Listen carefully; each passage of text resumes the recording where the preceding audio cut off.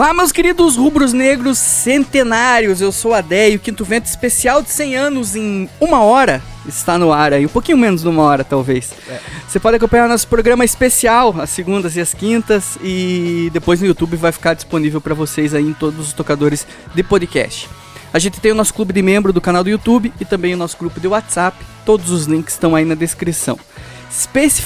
Especificamente hoje, né, a edição, não vamos falar o slogan, porque hoje vai ter informação. Hoje a gente vai contar um pouco da história do nosso rubro negro pra gente trazer algumas memórias aí e trazer um conteúdo especial, né? A gente não podia ficar de fora, todo mundo fazendo conteúdo especial dos 100 anos do Atlético, a gente tá aqui pra isso. Boa noite, Marcão, tudo bem? Boa noite, Adé, a todos vocês centenários, num formato diferente. Hoje não vai ter o chat. Então mandem você F pode, aí no chat. Mandem F que a gente não vai... Tem chat, a gente só não vai responder. Você não vai responder.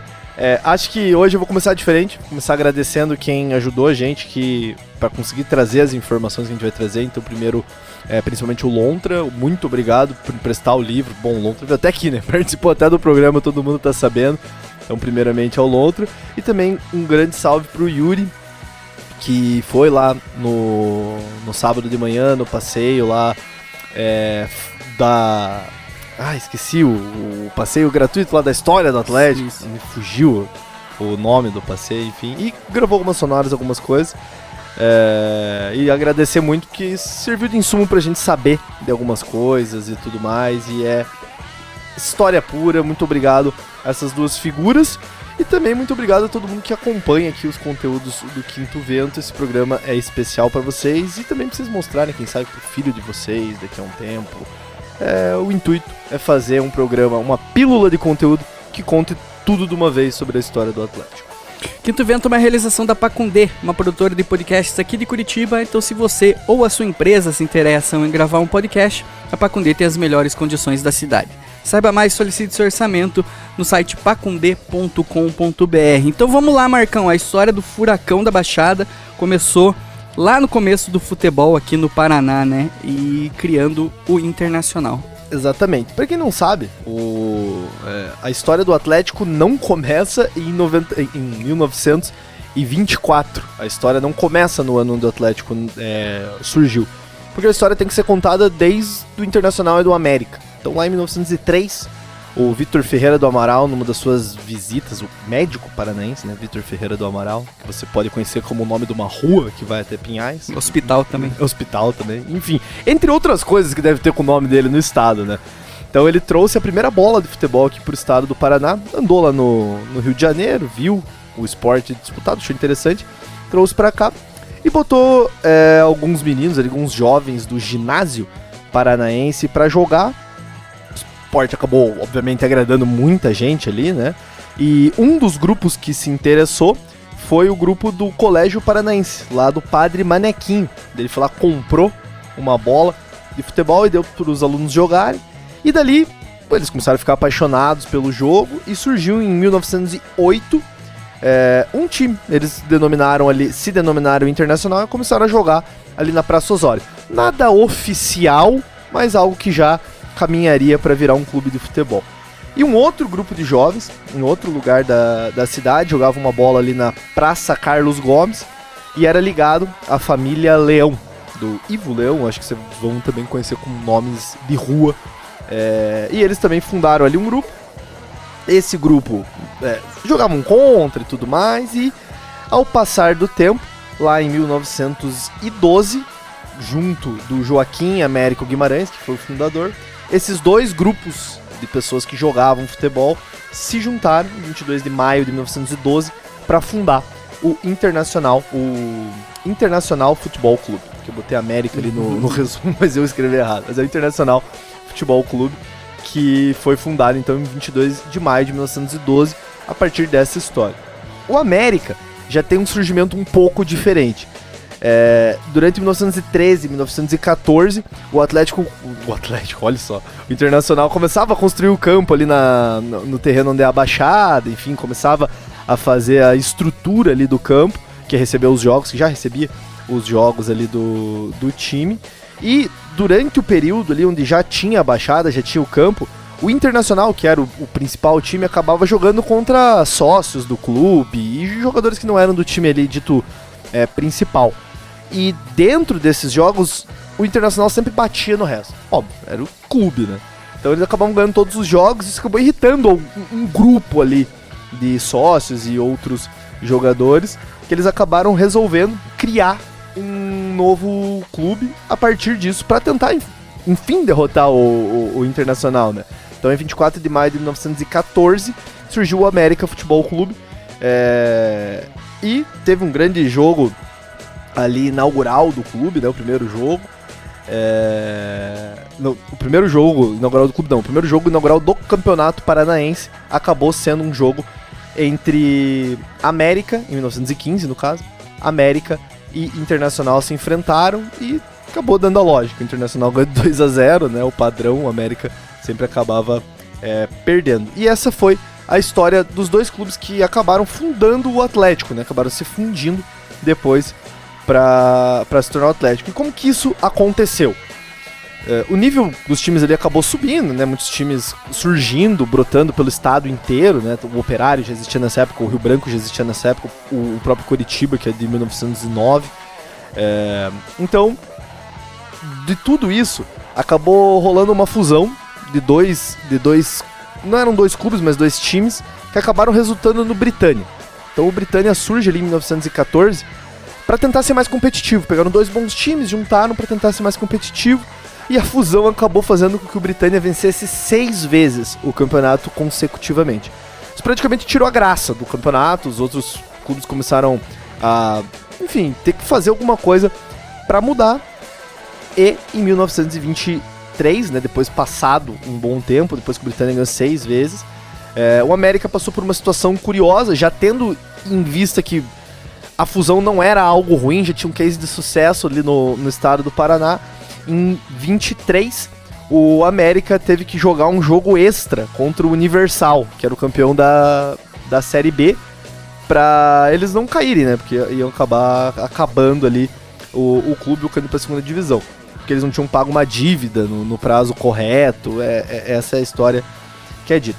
O jogo acabou dando 3-3, mas só deu 3-3 porque o América desistiu do jogo no meio. O juiz deu um pênalti lá que os caras do América não concordaram e simplesmente foram embora. Aconteceu bastante.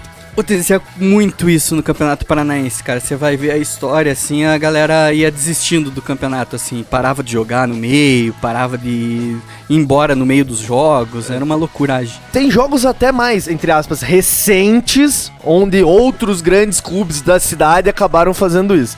Mas isso é um papo para depois. Até clubes campeões brasileiros acabaram fazendo isso.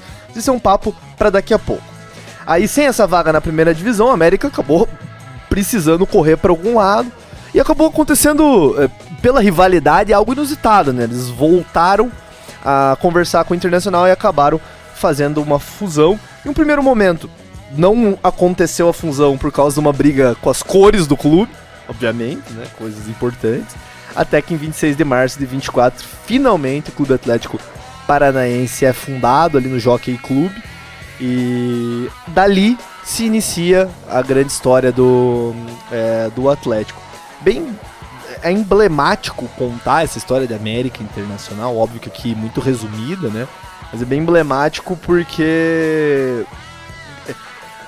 o Atlético já surge de um embate, né? O Atlético já surge de um time que nasce de outro time para tentar derrotar ele e depois por circunstâncias, acho que até de destino, são colocados aí numa mesma agremiação e acabam virando um clube só. Era tudo mesma galera, né? Tinha uma galera que até queria jogar no Internacional, os caras não colocavam ele e tal, daí começou a rolar uma tretinha. Daí eles falaram assim, não vão querer, não deixar que a gente jogue, vamos criar um clube nós aqui. Daí no fim eles voltaram a conversar e voltaram. Na verdade, então, tipo, Internacional que se separou, voltou e virou Atlético em 1924. Né? E o Atlético começa bem, que não vai ser algo recorrente na história. O Atlético na história tem muitos períodos complicados, mas a década de 20 é uma década interessante para o Atlético. Então, em 6 de abril de 24, o Atlético fez o seu primeiro jogo oficial, jogo contra o tal do Universal, que deu toda a polêmica lá com o América, era o time que vinha da segunda divisão e tudo mais, teve que fazer o jogo extra. Foi 4-2 pro Atlético. 18 de maio de 1924 foi a estreia do Atlético no Campeonato Paranaense, ganhando de 4-1 do Campo Alegre, que era um time muito fraco na época. Mas em 24 o título acabou não vindo. O título vem mesmo em 1925, primeiro título do Atlético, né? Foi pra cima do Savoia, um grande Savoia, que obviamente não existe mais. E o fato curioso, não é nem o Atlético ganhar com um ano de existência, é a história do goleiro Tapir. O Atlético tinha um goleiro que não podia jogar, que era o goleiro principal. Não podia jogar, ele estava hospitalizado, e o Atlético acabou tendo que buscar o goleiro Tapir lá em Palmeira. O Atlético foi a Palmeira lá buscar. Só que naquela época, né, rapaz, 1925, o carro foi, não tinha estrada direito, furou 3 vezes o pneu e o Tapir não chegava nunca no estádio. Aí começou a galera a ficar fervorosa, né? O cara não chegava nunca, não tinha outro goleiro pra colocar em campo, ia ter que ter alguém de linha pro gol. Até que uns 5 minutinhos ali antes, os times já dentro do gramado, chegou o Tapir. Os caras falam que tiveram que atravessar rio nadando, foi uma loucuragem, né? Porque o Tapir era um bom goleiro e deu certo, né? A gente ganhou. Daí o que reza a lenda é que o Tapir pegou tudo nesse jogo e o Atlético foi campeão ganhando por 3-1. O primeiro jogo tinha sido 1-1 e o segundo jogo foi 3-1 pro Atlético. E essa história é muito louca, né? Vamos buscar o cara de carro e tudo. Então tem também todo um folclore ali em 25. Imagina o carro em 1925. Imagina a estrada em 1925 pra Palmeira. Meu Deus, foram um 4x4 ali. Aí em 26, o primeiro jogo aí dito nacional, o Atlético jogou contra o Santos, acabou levando uma lapada de 3-1 e foi vice no Campeonato Paranaense. Em 27, um outro vice, com a ilustre Taça Fox, que rolou que era uma taça, basicamente aqui, a Taça Fox, ela tá colocada aqui porque há quem diga, e eu defendo essa ideia, que foi ali que começou efetivamente o Atletiba. Muita gente vai falar que é mais pra frente, que teve que ter um pouco mais de história, que nessa época o Coxa não ligava tanto pro Atlético. Mas o que foi a Taça Fox? A Taça Fox foi um jogo do time mais antigo, era o Curitiba, contra o time mais novo, que era o Atlético. Acabou dando um 4x4. Essa edição de 27, ela já tinha acontecido em 25, mas em 27 foi a mais emblemática. Em 26 ela não aconteceu. Não precisava acontecer o jogo extra, mas ambos os times quiseram fazer o jogo extra por uma questão de honra, a hombridade. E acabou que o Coxa ganhou por 1-0 e o Atlético não ficou nem um pouco feliz. E ali começou uma rusga por causa da Taça Fox, ilustre Taça Fox. Começou uma rusga. Será que é por causa do... Era um patrocinador. Então é o... Como é que é aquele negócio que você risca? Palito de fósforo, daquele Fox Lux, deve ser assim. Pode ser alguma coisa ali assim. do lado da rodoviária ali. Pode ser alguma coisa assim. Eu lembro que do que eu lembro. Pelo que eu estudei, foi uma empresa que patrocinou e era um jogo único. Não tinha essa de segundo jogo, mas os times acabaram querendo fazer esse segundo jogo ali justamente pra isso. Aí em 28 vem o Trivice. Então, mas você vê que pelo menos nesse começo de história, ou chegava em vice ou era campeão. Não tinha esse papo.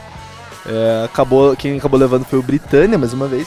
Aí chega em 29. Opa, peraí. Aí chegou em 1929. Foi o fim dos vices. O Atlético ganhou invicto o campeonato. E nesse time tinha o icônico Zinderlins, um dos autores, que lá na frente ia acabar sendo um dos autores do hino do clube. O Zinderlins, inclusive, tem uma passagem interessante que ele criou até uma revista pro Atlético uns anos... pro Atlético não, pro futebol, né? Uns anos depois. E foi um cara muito letrado que acabou jogando no Atlético. E jogou durante anos, foi titular durante muito tempo. E também, em 29, acontece algo bem interessante do ponto de vista de história até da cidade. O Luiz Guimarães, que era o presidente do Atlético, e o Hermano Machado, que era um banqueiro da época, eles acabaram tendo que comprar lá da família Auer o título definitivo ali do campo onde hoje é a arena, na época era o campo da Baixada, porque a família Auer queria simplesmente vender o terreno e o Atlético ia acabar não tendo onde jogar.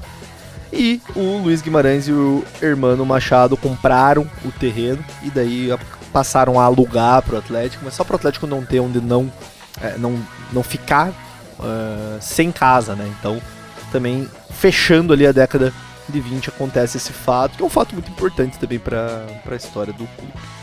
Aí vem a década de 30. Na década de 30 a gente pode falar de um bicampeonato invicto logo em 1930, que foi ali um campeonato onde o Atlético foi muito bem, e um épico embate contra o Corinthians na Baixada, que acabou 1-0, gol do Marreco, mas reza a lenda que o juizão deu uma boa metida de mão ali, e o Atlético era para ter ganho até demais, numa época onde óbvio que o Corinthians tinha muito mais condição de jogar futebol do que o Atlético, mas a gente fez jogo duro. Na época era um acontecimento, né? Quando vinha esses outros times de fora aí jogar, o Corinthians, o próprio Flamengo, o Santos, que o Marcão citou, eram times muito mais, né? Muito mais definidos aí na história, a galera conhecia bastante, então quando eles vinham pra cá era como se fosse um jogo de seleção, assim. Aí, lembra que eu falei que a Taça Fox era o começo da rivalidade, né? Até que vem 1933, como eu defini aqui na pauta, como a maior safadeza dos verdes, acho que em toda a história. O famoso Atletiba da gripe. O Atletiba da gripe. Então, o que aconteceu? Todo o elenco do Atlético, isso a gente tá falando de 33, a medicina em 33 não era algo tão avançado quanto hoje, tá? Não, você batia o dedo no chão, você morria 3 dias depois. É tipo isso. Aí, beleza. Todo mundo pegou gripe. Imagina como que os caras estavam fudidos, todo mundo pegou gripe. Todo o elenco do Atlético. Aí o Atlético chegou pra federação e falou: ô federação, a gente não pode jogar, estamos tudo cagado aqui. Aí a federação falou: por mim tudo bem, se o Coxa concordar, era um Atletiba, o Coxa concordar, ok. Aí obviamente que o Coxa falou: não, vamos jogar e vai ser fácil ainda. Eles pensaram, né?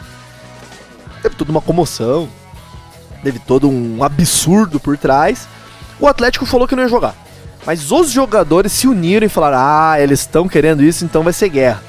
E foram pra cima, entraram em campo e jogaram. E deu a lógica, né? O Atlético ganhou de 2-1 na primeira demonstração de raça rubro-negra, né? Acho que foi a primeira fagulha de um time com realmente muita raça e tendo que realmente passar por adversidades, né? Esse Atletiba da gripe. E também, em 33, teve o primeiro jogo do Caju pelo Atlético ali com 18 anos. Não foi esse jogo especificamente, mas o Caju acabou também participando desse jogo aí em 33, um garoto Caju. O Atlético venceu então o Coxa por 2-1 nesse Atletiba da gripe, que é muito famoso, né? Esse é um dos maiores Atletibas da história aí, que a galera fala que realmente foi uma sacanagem, porque não tinha por que não adiar o jogo, os caras bateram o pé, é aquela coisa, né? Os caras estão com gripe, nós vamos ganhar deles fácil. Acho que pegou no calcanhar da galera ali, os caras jogaram pra valer. Mas é importantíssimo, cara, a gente saber desses jogos aí da história, porque é daí que vem, né? A gente vai entendendo como que foi construída a rivalidade, que não é só dentro de campo. Tem um monte de história aí com relação ao Atlético e o Coxa que dá pano pra manga. Exatamente, eu vou contar mais algumas delas daqui a pouco. Aí, em 34... acho que nada demais, né, acontece, o Atlético ganha mais uma vez, mas o que tem de importante mesmo é que a primeira transmissão esportiva realizada pela Rádio Clube foi um Atletiba em 2 de setembro de 34, terminou 1-1 o Atletiba, mas é legal, eu até busquei pra ver se tinha essa gravação, mas eu não encontrei na internet, quem sabe a galera da rádio tem alguma coisa. Aí 35 foi a primeira virada de mesa, o campeonato paralisado ali por questões políticas, isso vai acontecer ainda muito ao longo da história. Se vocês tirarem o tempo de ler aquele livro do professor Heriberto, Futebol Paranaense 100 anos de história, vocês vão ver que, principalmente nos primeiros anos ali, até a década de 50, teve um monte de paranaense que não terminou, que alguém não queria, ou alguém saía do campeonato, já no mata-mata, era bem normal isso acontecer. Os times saíram no meio do jogo, sim, porque achavam que estava sendo roubado. O próprio Atlético virou a mesa lá em 67 para 68 com o Joffre, conseguiu voltar, enfiou mais 2 times na primeira divisão, fez um campeonato com 14, foi com 13, aliás, uma loucura. Aí, em 36, o artilheiro do campeonato foi o Bento, olha só, lá direto de Wembley. O atacante do Atlético foi o artilheiro, o Atlético ganhou mais um campeonato invicto em 36. Em 37, as primeiras arquibancadas de concreto, eles são construídas na Baixada, o time de futebol mesmo que não foi muito bem no ano.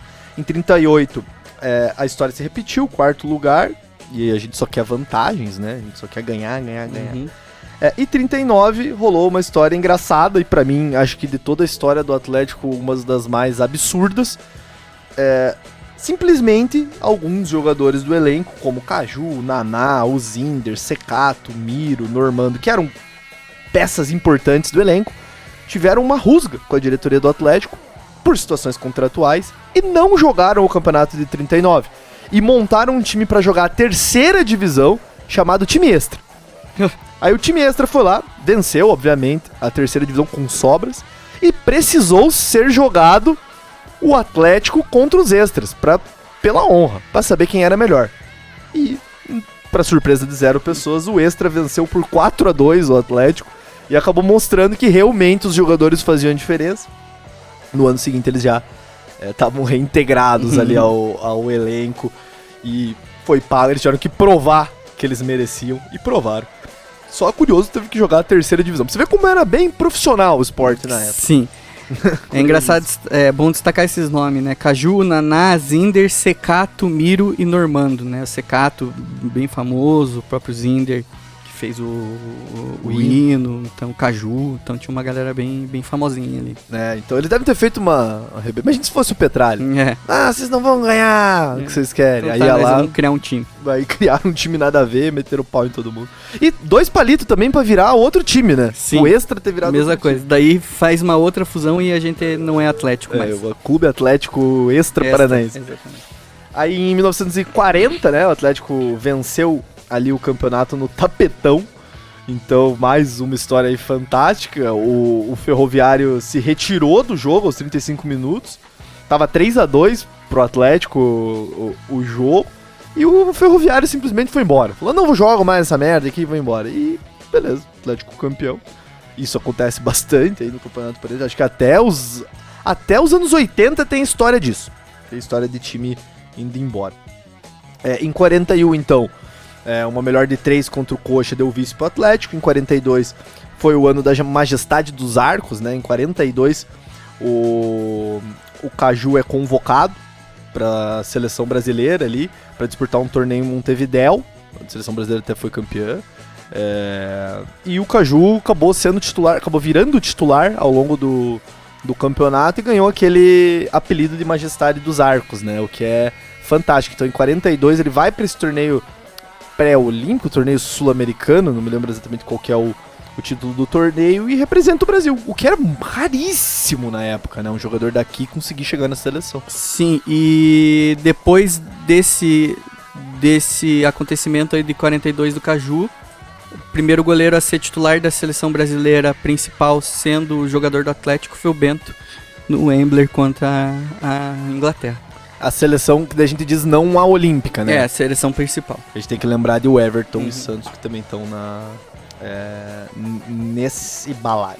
Em 43, o Atlético soprou pela primeira vez o vento de inovação, quando contrata 2 estrangeiros, o Aveiro e o Ibarola. O Ibarola, inclusive, que era da seleção do Paraguai. E um timaço foi montado e ganhou o campeonato mais uma vez. Em 44, sem nenhum destaque, foi uma campanha razoável. 45 foi um ano da forra, um título emblemático, uma final ali contra o Coxa, tendo o Xavier fazendo o gol da vitória ali, 2-1 na prorrogação. Dizem que esse jogo foi muito bom, foi um jogaço. Os livros, os recortes, os jornais dizem que o jogo foi muito bom. O Xavier fez um gol ali na prorrogação, deu título pro Atlético. Em 46, mais uma loucura, o Coxa ser o vencedor num jogo que terminou aos 42 minutos do segundo tempo. E não porque o Atlético abandonou, porque o juiz acabou o jogo aos 42 mesmo. O juiz falou, acabou, senão vai dar merda, o Coxa não vai ganhar, eu não vou ganhar meu dinheiro, muito provavelmente, né? Aí, isso vem de um campeonato que teve muito erro de arbitragem e coisas esquisitas. Isso já é esquisito por si só, né? O jogo acabou com 42 minutos do segundo tempo. Aí, um célebre dirigente atleticano chamado Manuel Aranha, ele conseguiu a anulação do jogo porque ele pediu simplesmente um teste de sanidade do árbitro. Porque o árbitro não foi declarado como insano, mas anulou o jogo de qualquer jeito. Então, foi ali uma virada de mesa que o Atlético conseguiu anulação. Uma das boas histórias dos anos 40. Acho bom falar, cara. Você é doidão. Vou pedir pro Pinel vir te buscar. Maravilhoso. É isso. E o árbitro em questão era o Ataíde Santos. Grande Ataíde Santos. Sempre enxergava pros outros. Está no livro do Heriberto. Sempre enxergava pros outros, nunca enxergava pro Atlético. Muito bom. Aí em 47, mais um vice. Triste história. Em 48, uma calmaria ia preceder o que seria o Furacão de 49. Infelizmente, a única boa história aí de 48 foi uma vitória por 4-3 diante do Coxa, que acabou dando o título pro Ferroviário, né? Era torneio... Como é que é? Campeão do retorno, campeão do primeiro turno, faziam a final. E era todos contra todos, né? Então o Atlético precisava... O Coxa precisava ganhar do Atlético para ser campeão, para conseguir passar os pontos ali do Ferroviário. O Atlético foi lá, ganhou de 4-3 e acabou tirando o doce da boca do Coritiba. E chegamos em 49, que acho que, dos times antigos aí, o que todo mundo conhece, né? Foi a partir daí que o Atlético passou a ser conhecido pelo Furacão de 49. Foi uma campanha histórica, bateu em todo mundo. Aí tinha jogadores, fantásticos, tinha Caju, tinha Sireno, Sanguinete, Nilo, Jackson. Sireno e Jackson são jogadores que até hoje figuram ali na lista de principais artilheiros. O próprio Caju, é o nome do CT. Então, eram jogadores absurdos. E o Atlético só não ganhou invicto porque teve o jogo contra foi um jogo contra o Ferroviário, que o Atlético tava todo mundo bêbado. A história que se conta é essa. Teve um baile num dia antes que o Atlético fez lá pra promover justamente o título, justamente o Furacão, tudo que se falava daquele time que tomou pouquíssimos gols naquele campeonato, fez um monte de gol. E daí no dia seguinte foi todo mundo bêbado lá, o Sireno nem foi. Foi um negócio totalmente... Daí perdemos de 2-0. E foi por isso que não foi o campeonato invicto. Foi o jogo das faixas, que o Ferroviário acabou carimbando a faixa, mas pouco importa, né?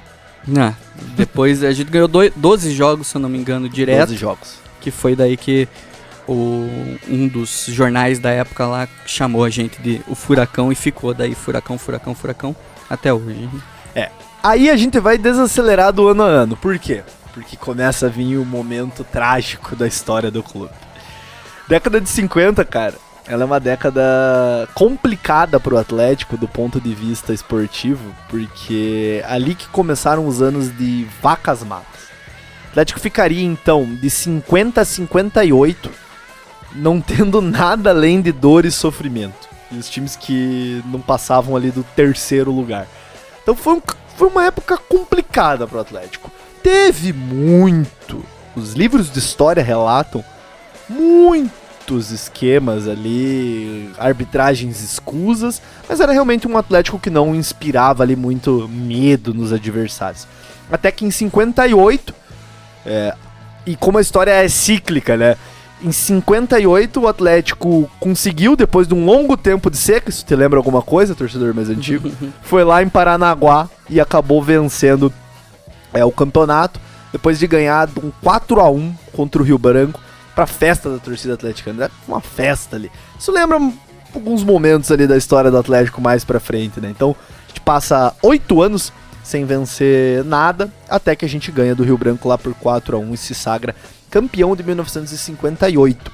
E daí em 59, também um ano especial, o Atlético foi o primeiro representante do futebol paranaense na Taça Brasil, em 59. Era ainda um triangular regional, o Atlético venceu um mata-mata, entre aspas, de ida e volta contra o Hercílio Luz, e depois acabou perdendo 2 jogos de 1-0 para o Grêmio, e encerrou a participação ali ainda na fase regional sul. Mas foi a primeira Taça Brasil, e o primeiro participante paranaense foi o Atlético Paranaense. Aí a gente vem para a década de 60, que é uma década um pouquinho mais Voltamos pra bosta, né? Voltamos pra bosta. Ganhamos em 58. Ganhou em 58 até o final dos anos 60 ali a gente ficou mamando. Mas mais ou menos porque tem uma figura específica. Sim. Nessa década que eu acho que é bem emblemática pra história do clube.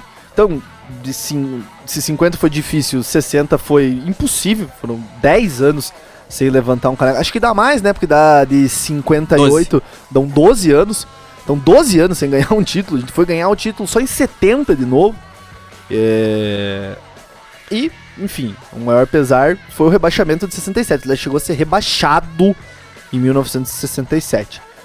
Mas, como a história, e eu gosto de falar da história do Atlético, é muito cíclica e as coisas se repetem, no pior momento da história do clube surgiu um homem que acabou salvando tudo. Não da maneira que a gente defende. Mas a história tá aí pra ser contada. A gente não precisa passar pano pra nada, né? O Atlético tava lá no fundo do poço, então assumiu o icônico Jofre Cabral e Silva. E no seu primeiro ato, o Jofre teve que fazer uma grande... mexer os pauzinhos politicamente, porque o Atlético estava na segunda divisão. E tinha uma regra que para disputar a primeira divisão você tinha que ter um encargo de situações que o teu clube tinha que ter ali para conseguir disputar. E o clube que vinha da Série B ali na época, ele não tinha esses encargos. Então o Jofre mexeu os pauzinhos e conseguiu virar a mesa para que o Atlético disputasse o campeonato em 68, a primeira divisão. E aconteceu, e deu certo. Foram 13 clubes, ninguém caiu, os times da segunda divisão acabaram subindo, e foram 13 clubes que disputaram o campeonato, e em 68 o Jofre fez simplesmente uma revolução no Atlético. O Jofre trouxe alguns nomes como Bellini, Djalma Santos, Nilson Borges, depois veio o Sicupira, né, em outro momento, trouxe vários craques, montou um timaço. Diz que ele vendeu o carro dele pra trazer os caras, então ele fez umas coisas, vendeu os negócios dele ali mesmo pra trazer uns nomes de peso, né? Alguns já um nome conhecido, né? Igual foi o Bellini e o Djalma Santos, mas daí trazendo o Nilson Borges e o Sicupira, que eram mais novos. Né? E aí começa uma nova onda, acho que dá pra até falar de uma onda de inovação por parte do nosso grande Jofre Cabral e Silva, grande primeiro vento ali de inovação, só que, cara, acho que fatalmente, né, uma tragédia aconteceu no dia 2 de junho de 68, quando ele teve um infarto fulminante no gramado do estádio VGD lá em Londrina, no Atlético Londrina, e ele acabou falecendo. E daí a gente tem que trazer a frase, né? Não deixem morrer nunca o meu Atlético. Que era a frase que ele falava e que é a frase que a gente tem que levar, a gente tem que contar essa frase. Cabe até faixa. Cabe até mais faixas na arena para esse momento. Foram mais de 20 mil pessoas no enterro dele, uma comoção absurda. E há quem defenda, né, que o Jofre é, ao lado do Petralha, o maior nome da história do clube, né?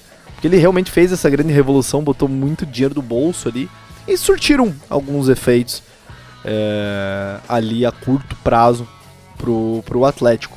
Tanto que quis o destino que esse ano terminasse ainda pior, né? Porque ainda em 68 o Atlético bebeu ali de uma bebida um pouco envenenada. O que eu quero dizer com isso? Porque não bastasse o Jofre morrer, o Atlético perdeu o campeonato da maneira mais cruel possível. E esses são relatos, a história do futebol paranense é bem forte com esse jogo, que foi o Atletiba do Paulo Vecchio. O Atlético estava ganhando de 1-0 até os 45 do segundo tempo e o resultado dava o título pro Atlético pela questão do saldo de gols. E, infelizmente, o Paulo Vecchio aos 45 do segundo tempo foi lá, meteu o gol. E nem deu tempo do Atlético dar a saída e o jogo já acabou ali mesmo, derrota e uma desolação total. Sem dúvida, André, a década de 60 foi a mais cruel.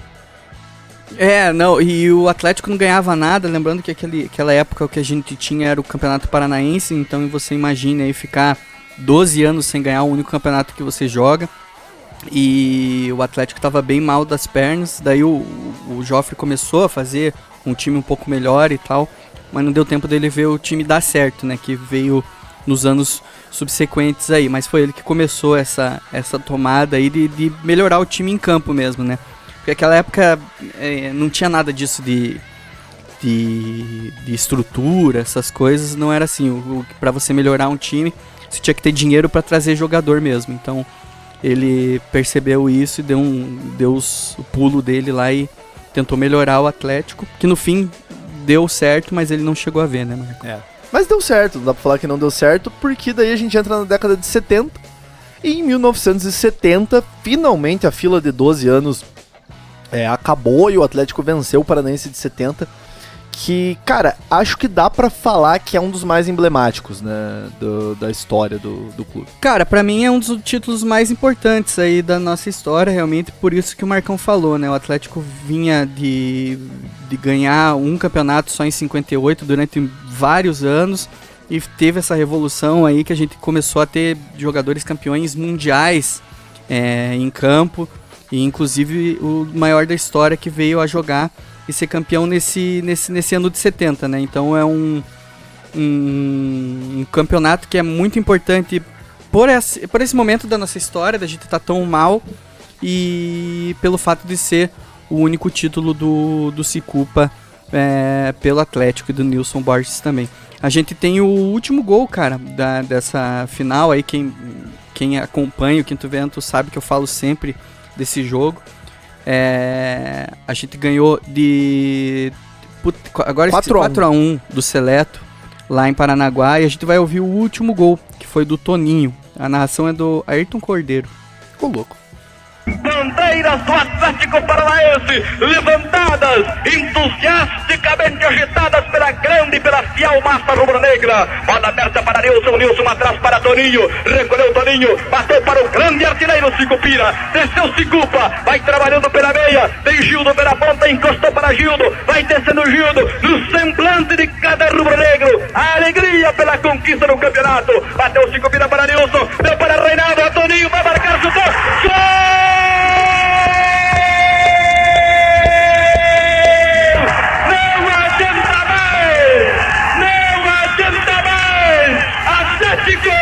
Campeão paranaense, sucesso rubro-negro, invadindo gramado em Paranaguá. Toninho fez o quarto gol aos 41 minutos e meio. Não adianta mais nada. Atlético Paranaense, campeão de 1970, numa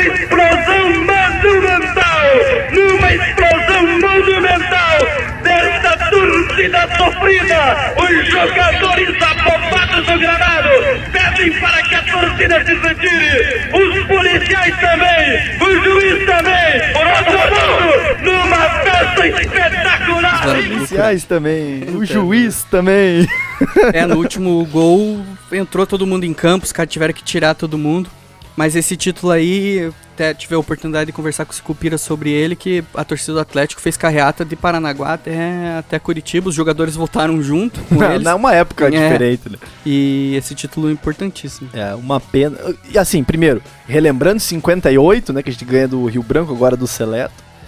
Mas uma pena que dali pra frente a gente ia ficar mais 12 anos sem ganhar. Sim. O que dá pra falar mais de 72 é o jogo das abelhas, um jogo entre Atlético e Jandaia, curiosamente no dia 26 de março, então o Atlético comemorando aí seu aniversário, simplesmente as abelhas invadiram o campo ali aos 30 do segundo tempo, um Deus nos acuda. O Atlético acabou ganhando o jogo, mas teve esse fato curioso. E cara, uma passagem que me chamou a atenção, o Atlético não ganha nada em 70, ganha 70 e não ganha uma porra nenhuma ali na década, mas foi praticamente todo ano tinha um caso de arbitragem. Todo ano tinha alguém reclamando, todo ano tinha alguém saindo do campeonato, todo ano. E o Curitiba lá, ganhando, um atrás do outro. Em 72, um ex-diretor do Curitiba, ele acabou admitindo para um jornal que ele falou a frase: eu subornei todo mundo, eu fiz horrores naquela época. Então isso mostra muito da onde vem a história do Coxa e também muito a briga do Atlético, né? Tá muito intrínseca. O Atlético briga com a Federação Paranaense desde a década de 70 e é prejudicado. O Atlético depois peitou a Globo, quase foi prejudicado no caso de Ives Mendes, e até hoje o Atlético enche o saco, e isso tá bem dentro do DNA do clube, já vem um pouco dessa década de 70 aí, que a gente, não é que a gente não ganhava, é que não deixavam a gente ganhar, não era um jogo justo, aconteciam coisas absurdas. Bom, contamos uma história aqui que o cara acabou o jogo com 42 minutos, quando os caras não iam embora do estádio, então, do campo.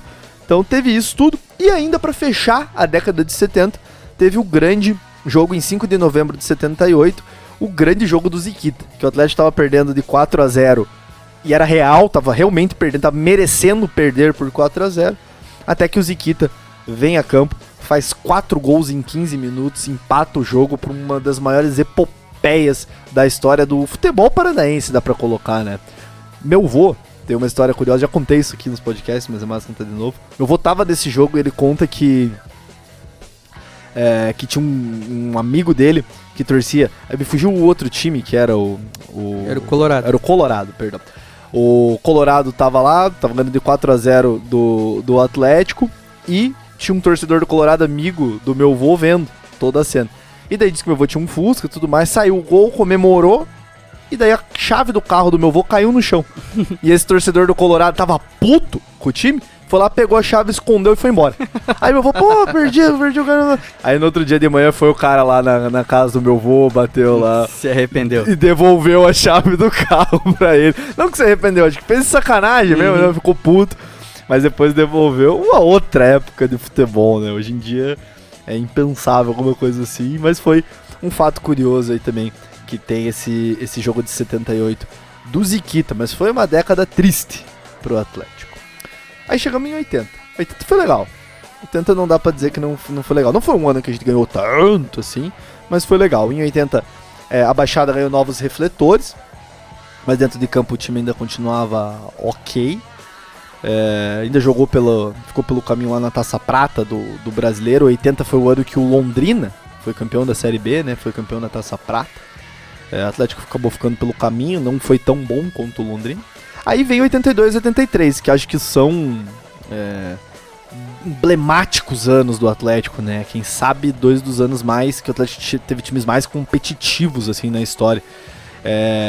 O time que tinha aquele ataque, o casal 20, né? O Washington e Assis. Ele venceu o Paranense de 82 de ponta a ponta e ainda conseguiu ir para semifinal do Brasileiro de 83.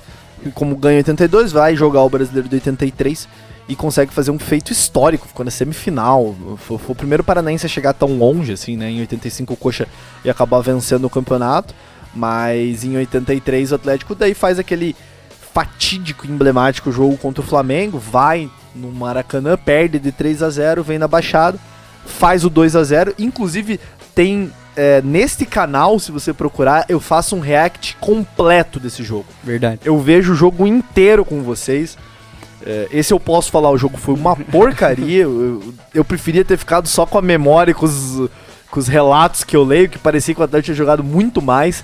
É um grande mito que o Atlético jogou muito mais. O Atlético realmente joga um pouco melhor, mas o segundo tempo o Atlético não chuta uma bola no gol, jogou mal o segundo tempo, não teve...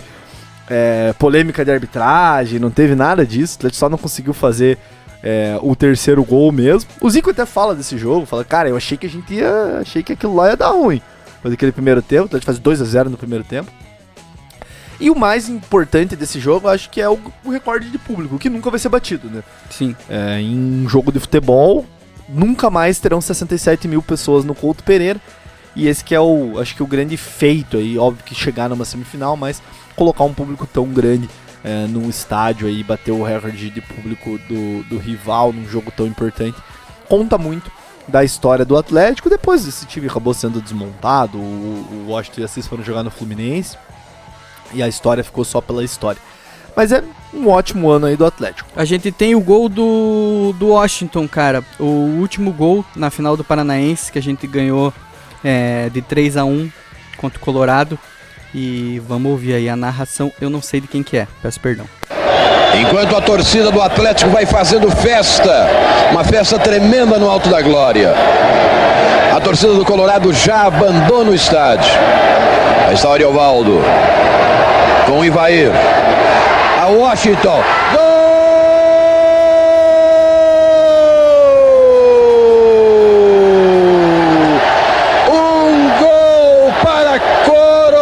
Uma conquista maravilhosa, uma jogada perfeita para o Washington, o artilheiro do campeonato.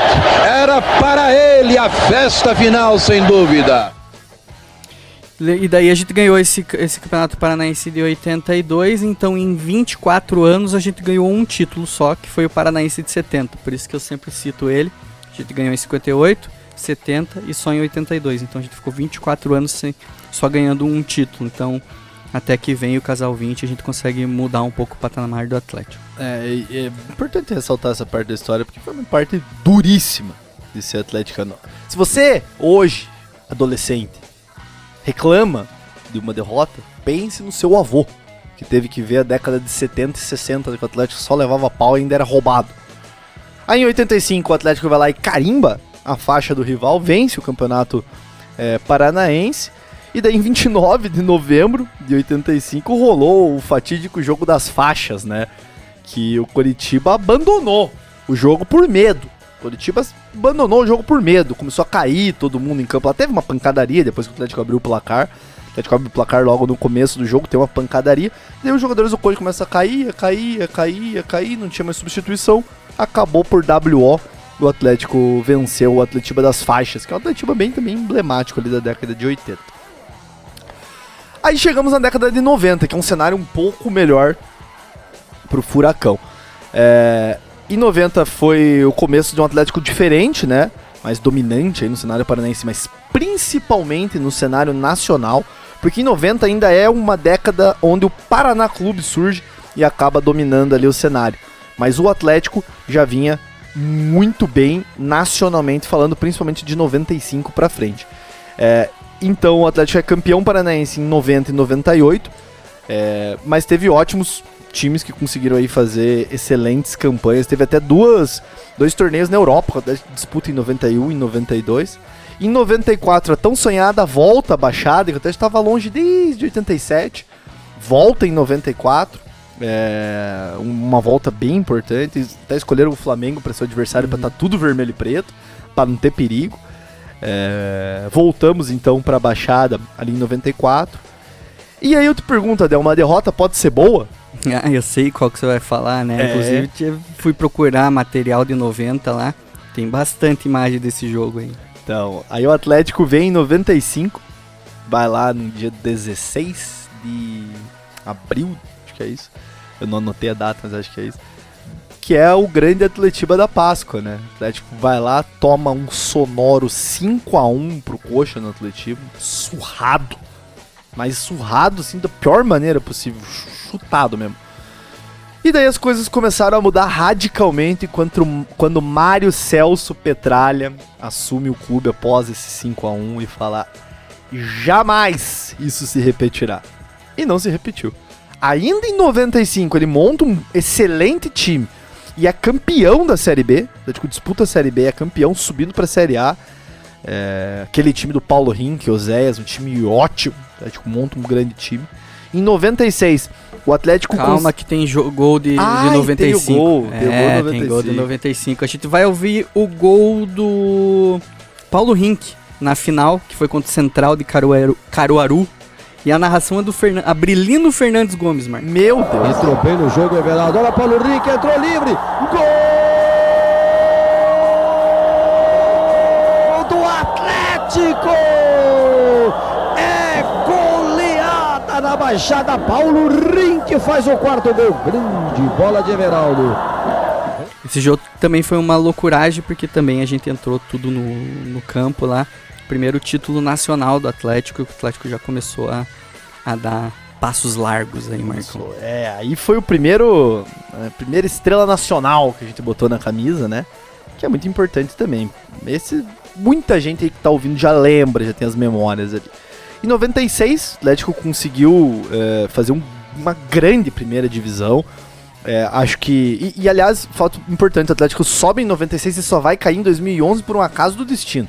Sim. Então, provando que realmente o Atletiba da Páscoa foi uma virada de chave ali para tudo que ia acontecer, e o Atlético acabou só sendo eliminado pelo Galo nas quartas de final daquele Campeonato Brasileiro. Então, você vê um time que vem da segunda divisão conseguir fazer uma campanha tão boa, e tem vários jogos no meio do caminho, tem um jogo do Palmeiras que a gente ganha na Arena, tem um jogo do Santos que a gente ganha na Arena, que também é bem emblemático, chovendo bastante.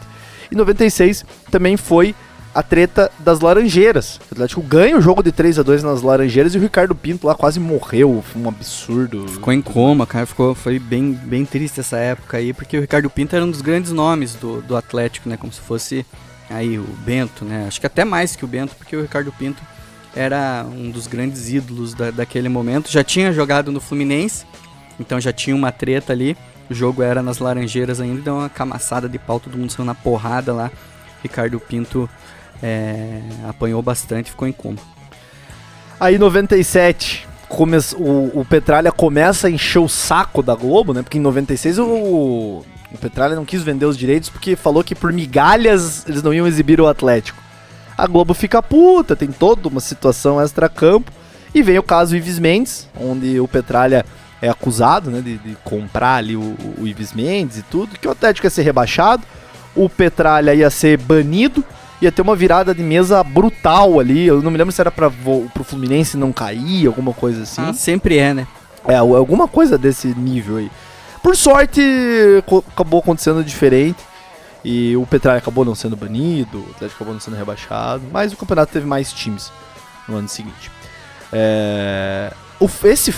Acho que esse fato deixou o Petralha tão mordido que ele falou: então a gente vai ter uma arena nova. Então, a partir de agora, a gente vai ter uma arena nova. O Atlético foi suspenso, não podia mais jogar na antiga Baixada ali. E daí que vem, ele falou: não, eu vou construir uma arena nova, mais moderna, para 50 mil pessoas. A história dos tijolinhos ali, toda aquela questão. Muita gente falou que o Atlético não ia conseguir terminar a Baixada. Tem isso também. É importante ressaltar que o Atlético tinha voltado para a Baixada em 94 e 3 anos depois o Petralha simplesmente demoliu o estádio inteiro. Isso pegou muito pra torcida na época, né? Mas, em 99, aquele espetáculo em 24 de junho de 99 contra o Cerro Porteño, era inaugurada aquela essa da música. Essa é a minha arena. Essa é a minha arena. Saudades pra caramba dessa época.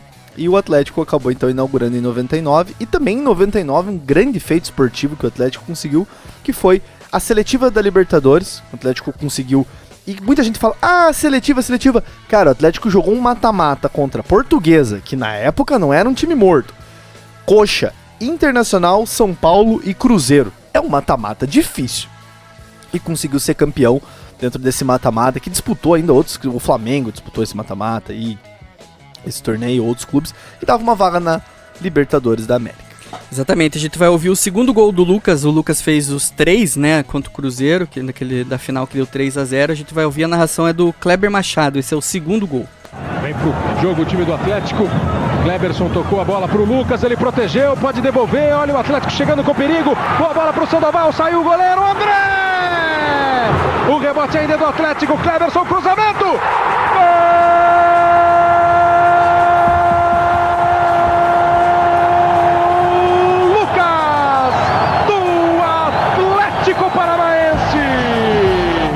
O quinto gol dele na seletiva, mas o nono gol dele aqui no estádio da Arena da Baixada.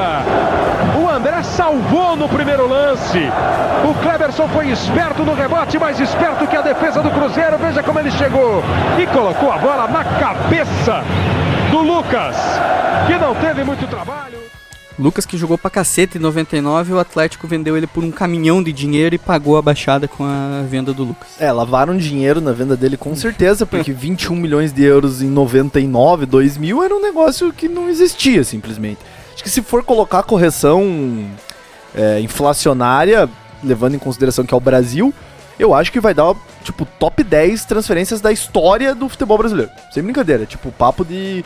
Se for fazer a correção monetária, é papo de transferência do Neymar, assim, do Pato, quando foi vendido, que foi um absurdo também. Do Denilson, também na época que foi vendido, foi um negócio surreal. Então o Atlético conseguiu vender bem o Lucas, e pra um time pequeno da França. Enfim. Aí a gente conseguiu ir pra Libertadores, e na primeira Libertadores do Atlético foi um negócio simplesmente surreal. Foi foda pra caramba, foi a primeira Libertadores e o melhor time da primeira fase, perdeu acho que só um jogo. E só acabou caindo ali pro Galo naquele fatídico pênalti lá na arena. Que foi o Gabiru que bateu, né? Isolou.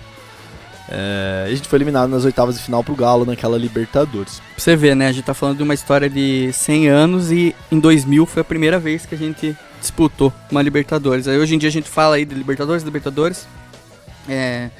Então nos últimos 3, 4 anos a gente jogou praticamente a mesma coisa que a gente jogou nos primeiros 95 anos. Exatamente. De história do Atlético. E mesmo assim a gente tem mais jogos disputados na Libertadores que o Botafogo, por exemplo. Que é um clube que, teve um apelo muito maior que o Atlético. Na época também, eles tiveram um apelo numa época que não existia Libertadores. A Libertadores de 50 pra frente. E tinha uma época também que eles preferiam fazer turnê, até por isso que o Santos não é o maior campeão da história da Libertadores, porque deixava de jogar Libertadores pra ir fazer turnê com o Pelé pra fora do Brasil, que eles ganhavam muito mais dinheiro do que jogar o campeonato. É isso. E daí 2001, não precisa nem falar, né? A gente foi lá e fez a boa. Foi campeão paranaense, campeão brasileiro. E, cara, acho que 2001 é ali a coroa, essa nova mentalidade depois do Atletiba da Páscoa.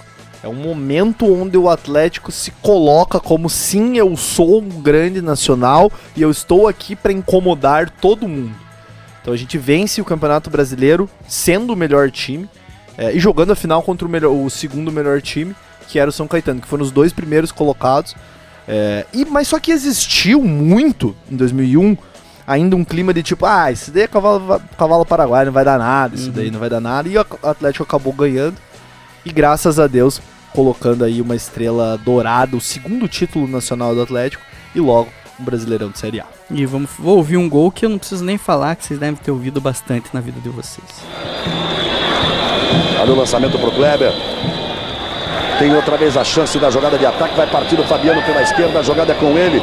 Alex Mineiro na área, Adriano também, ele bateu cruzado, olha o gol!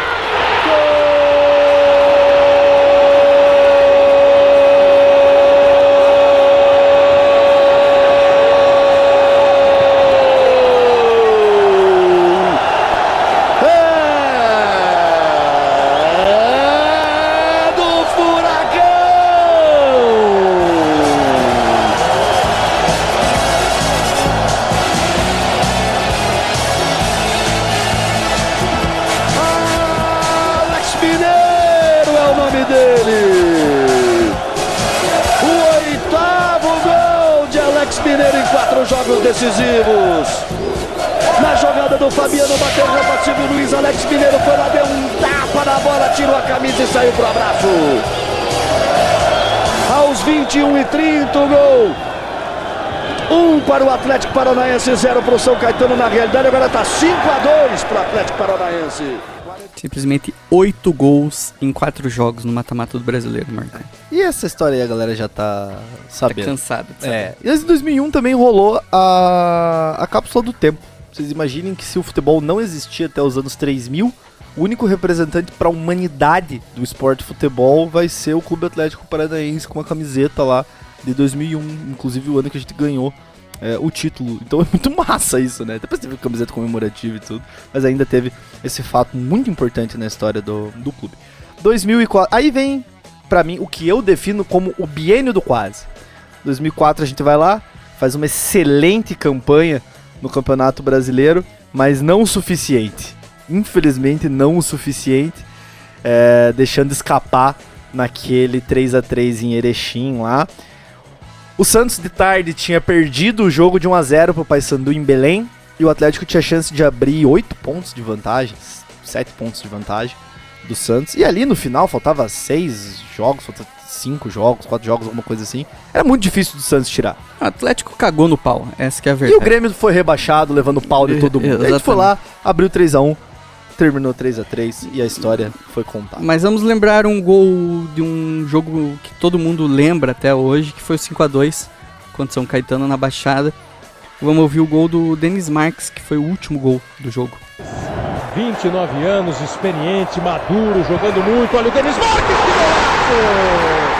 que golaço! Que golaço!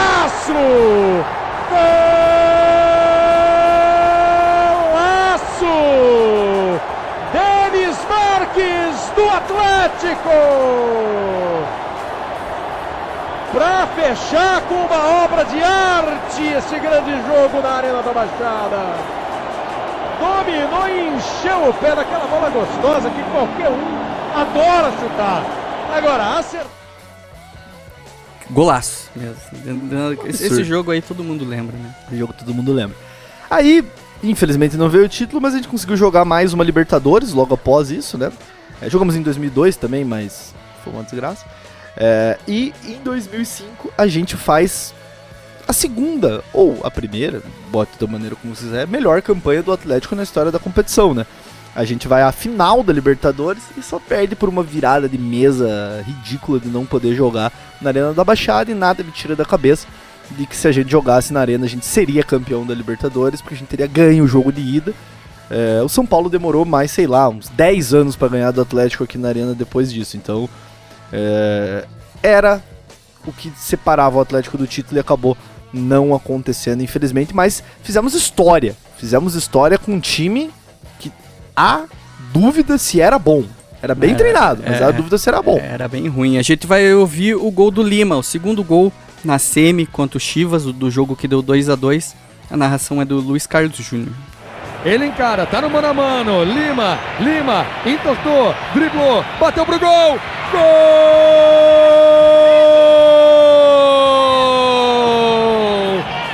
É do Atlético Paranaense. Lima vira o jogo. Lima! 1 Chivas Guadalajara, 2 Atlético. Atlético e São Paulo na final da Libertadores. Daí não é bom lembrar, mas daí depois teve um pênalti pro Chivas e terminou empatado, mas a gente passou. Mas o jogo de ida foi 3-0, né? Então já tava 5-1 pro Atlético naquele momento. Tinha gol fora. Tinha gol fora, então era isso. Era Atlético e São Paulo na final, e esse dia foi absurdo, assim, eu lembro. A gente ouvindo na rádio, a gente não entendendo nada, eu e meu pai não entendendo nada. Meu pai entendendo um pouco mais que eu não entendendo nada que tava acontecendo. Muito bom. Infelizmente não ganhamos, mas foi uma memória legal. 2006 o Atlético vai muito bem na Sula, cai na semifinal pro Pachuca, com direito jogaço contra o River, golaços de Marcos Aurélio, Denis Marques. Uma grande campanha do Atlético aí, mostrando que ali já tinha um feeling para o Sul-Americano. E 2009 o título paranaense ali, que foi um título que depois a gente ia ficar até 2016 sem ganhar, título nenhum, e carimbou o centenário do Coxa, deixando essa primeira década aí dos anos 2000. Aí a gente vem para uma década complicada, década ali de 2010 a 2020, onde o Atlético ganha muitas coisas relevantes no final, mas precisa de um grande tombo no começo, né? O Atlético é rebaixado em 2011. Foi muito bem no Brasileiro de 2010, ficou em quinto lugar. Mas depois com a cisão política, que eu acho que isso fez muita diferença, no fim das contas, o Atlético o Petralha acabou saindo de cena e o Atlético acabou caindo em 2011 e o Petralha volta em 2012, até para tocar o projeto da Copa do Mundo ali. Mais uma vez a arena abaixo. Mais uma vez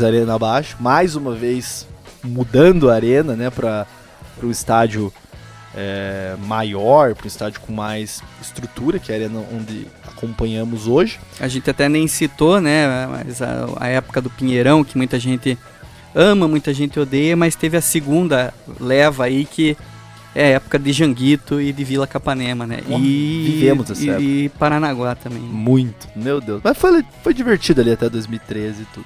Aí tem a Libertadores icônica, o campeonato icônico de 2013, né, onde a gente consegue por um milagre ficar em terceiro e vice da Copa do Brasil, e vai para a Libertadores de 2014, onde tem aquele jogo icônico, mas a Libertadores foi horrível, né? Joga aquele jogo icônico na Vila contra o Sporting Cristal, mas a Libertadores não é boa. Mas acho que o grande ponto de virada para a nova fase é 2016 com Paulo Autuori e Lúcio Gonzalez. Ali o Atlético vira uma chave muito importante, mental, e o clube começa a ganhar. Volta a ganhar Paranaense, volta a frequentar a Libertadores, porque daí vai para Libertadores em 17, vai para Libertadores em 19, vai para Libertadores em 20, vai para Libertadores em 22. Então, várias participações seguidas na Libertadores a partir daquilo, e muito por conta de Paulo Autuori e do time de 2016, que ganha aquele emblemático Campeonato Paranaense, vencendo de 3-0 o Coxa na Arena e ainda ganhando de 2-0 no Couto, o jogo do Walter, o jogo do Evandro, Hernani também no jogo de ida, que é muito emblemático porque vai ser o Atlético dali pra frente. Até que chega o fatídico e lindo ano de 2018, apoiado no Campeonato Paranaense dos aspirantes, que já vinha acontecendo desde 2013. Acho que teve uma exceção só para 2016, né? Mas uma filosofia muito interessante do clube, conseguiu revelar alguns jogadores e dar insumos para o Atlético conquistar em 2018 o primeiro campeonato internacional da história do clube contra o Júnior Barranquilla. E esse vocês viveram, esse vocês conhecem. Vamos ouvir. A chegada pro Pablo de novo para fazer o gol, bateu pro gol, olha o gol! Olha o gol! Olha o gol, tá lá, peguei, Pablo, gol do gol!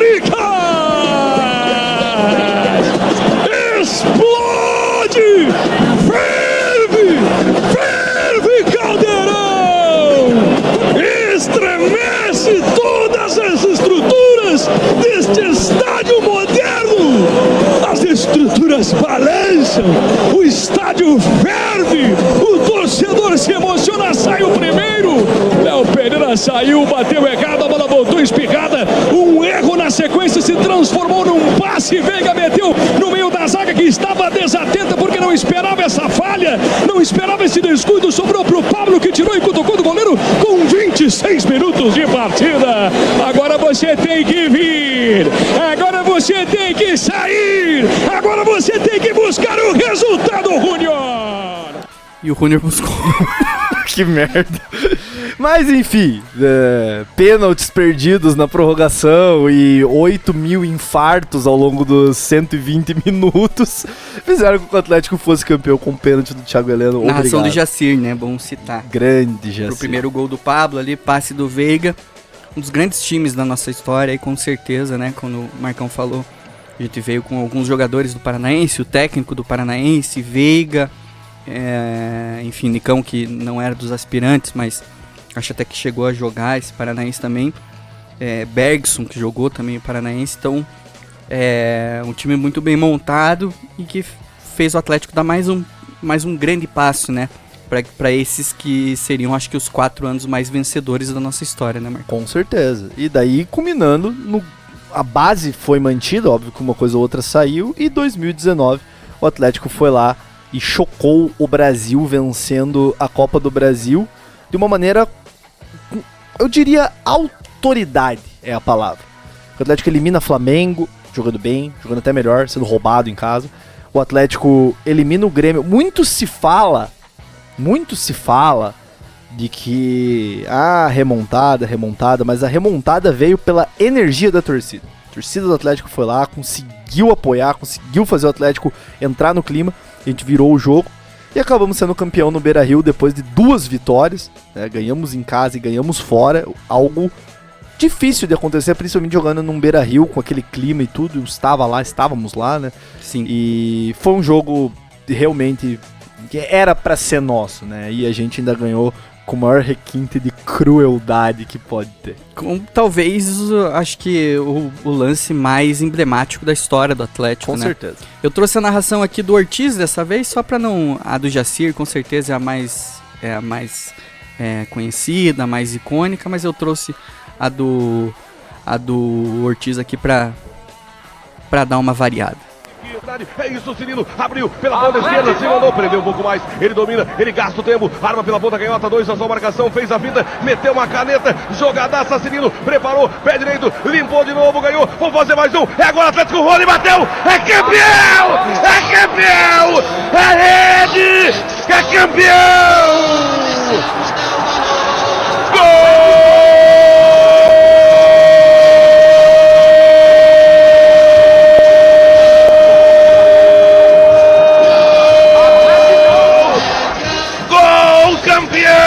Furacão campeão, é rubro-negro, Furacão campeão, Rony, ele merece, é gol de campeão, cala o Beira-Rio, o Furacão é campeão em Porto Alegre, o Atlético campeão da Copa do Brasil, Rony marca, Marcelo Cirino, que jogada extraordinária pela canhota, pintou 2, pintou o terceiro, soltou para trás, ele merecia, ele fez um campeonato fantástico, faz uma Copa do Brasil maravilhosa, e Rony de cara pro gol, estufa as redes, é rede, é campeão Furacão, aqui não farroupilha, aqui é Furacão, aqui é o respeito pelo futebol paranaense, é o título importante do Brasil, e o título da Copa do Brasil é paranaense, o título da Copa do Brasil é do Clube Atlético Paranaense, de uma revolução desde 1995, um time quase centenário, fundado em 26 de março de 1924, tem que ser respeitado, apita o árbitro, acabou! Termina o jogo do Gigante da Beira-Rio, explode o coração rubro-negro, o Atlético é campeão da Copa do Brasil, o Atlético é campeão, o Furacão de uma gente sofrida, que luta, que acredita, que volta a vencer. Desde 24, um título que faz uma história crescer cada vez mais, como cresceu em 49. Né, acho que vocês entenderam um pouco mais aí com o que a gente contou, porque que é sofrido mesmo, né? Eu acho que a torcida do Atlético precisava de um título assim, né? O título da Sul-Americana foi na base do ódio, do desespero, e esse gol no final ali, junto com o final um gol absurdo, junto com o final do jogo que sagrou a gente campeão, eu acho que a torcida merecia, e tenho certeza que quem tava lá no Beira-Rio, que é o nosso caso, nunca mais vai esquecer, né, Marcão? Não, toda vez que vem esse lance na mente, eu lembro eu vendo no cantinho, tipo, como se fosse ontem, uma memória que não sai da cabeça, porque é muito, né? Diz muito, fala muito sobre o Atlético. Pra mim foi o ápice que eu vivi dentro de um estádio de futebol, graças a Deus. E 2019 veio, daí 2021 também veio, e o Atlético foi lá e copou mais uma Sul-Americana, né, ganhando a segunda, e daí eu acho que é o título da afirmação. Sim. Porque é um campeonato onde o Atlético... Ali já ninguém debate se o Atlético é grande ou não. Ali foi um campeonato onde o Atlético fez valer a sua camisa pela primeira vez internacionalmente falando. Onde a camisa do Atlético realmente pesou mais. E eu não tô dizendo nem do Bragantino. Tô dizendo de outros. O Atlético fez a camisa pesar contra o LDU, que é campeão de Libertadores. O Atlético fez a camisa pesar contra o Peñarol, que é tricampeão de Libertadores. Então, é isso que define... A Sula de 21 define muito o que é o Atlético depois dos anos 2000. É uma afirmação internacional, né? Então a gente já entra, hoje em dia, na Sul-Americana, a gente já entra como um dos postulantes a ser campeão sempre. E é muito por causa desse bicampeonato em 3 anos, né? Foi uma Sul-Americana um pouco diferente, né? Porque a gente teve a pandemia, muito jogo a gente não conseguiu ir ver, mas daí no fim teve a torcida que conseguiu ir lá pra Montevidéu. Era Montevidéu? Montevidéu, e assistir o gol no Nicão. A gente vai ouvir o gol do Nicão aí com a narração do Edilson de Souza. O Atlético melhorou no jogo, chegou. Falhou o Bragantino, vem Tereza, bateu pro gol! Explode no goleiro, botou o Nicão, bateu!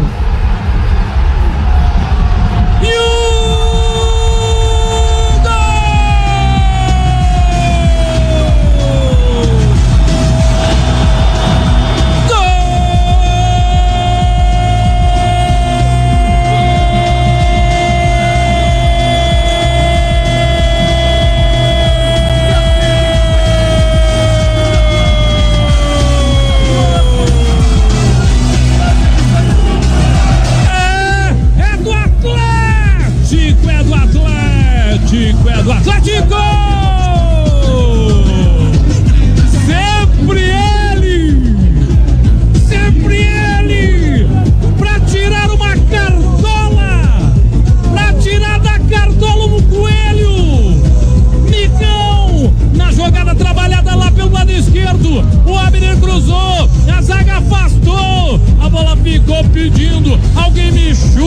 aí de voleio, de sem pulo, o Nicão fechou, chutou, a bola entrou, tá lá dentro do gol. Jogados 29 minutos do primeiro tempo, sai na frente o Furacão. E que fez a gente ir para a Libertadores de 2022, que o Atlético mais uma vez, por mais que a gente não tenha ganho ali na final, mas mais uma vez mostrou que o Atlético vinha de ser campeão da Sul-Americana, entrou forte na Libertadores e conseguiu chegar à final novamente, né? A segunda final da nossa história, mais uma vez um vice, mas é aquele negócio, né?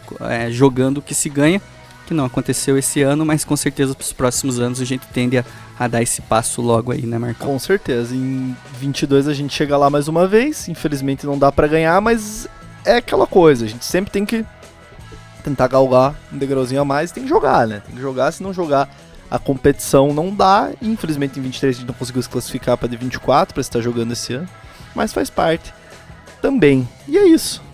Não foi em 60 minutos, hein? Foi um pouquinho mais. Espero que vocês tenham gostado aí, galera, de a gente trazer um pouco pra vocês da história do Atlético. Lógico que tem muita coisa que vocês já conhecem, mas é sempre bom a gente relembrar como o clube, por mais que tenha tido uma guinada em 95, vem de histórias lá atrás. E vamos sempre torcer por mais, né? Que daqui a 10 anos, 15 anos, a gente venha contar mais histórias de vencedoras que o clube conseguiu fazer, né, Marco? Com certeza. Acho que aqui a gente consegue fazer uma pílula de conteúdo que vocês vão saber tudo o que aconteceu na história do Atlético. Óbvio que muitas coisas acabam ficando do lado, porque senão não daria, né, tempo, mas a gente consegue fazer um bom resumo. Cara, escutem, consumam o nosso conteúdo, porque eu acho que mande para outras pessoas, né? Porque eu acho que é isso que vai fazer a história se perpetuar. A gente faz isso muito com esse intuito, não é com nenhum outro intuito, porque se a gente não contar essa história, ninguém vai contar. Então, é isso. Fiquem bem nesse centenário, que tem muita coisa. Não é só porque passou março que acabou o centenário, tem muita coisa pela frente. E vamos pensar no que nos fez ser atleticanos. Você que é da década de 70, você que é da década de 80, viveu ali as vacas magras um pouquinho. Relembre, se conecte com isso. E vamos pra cima nesse ano, que tem muita coisa legal, e tomara que o Atlético entregue muito dentro de campo.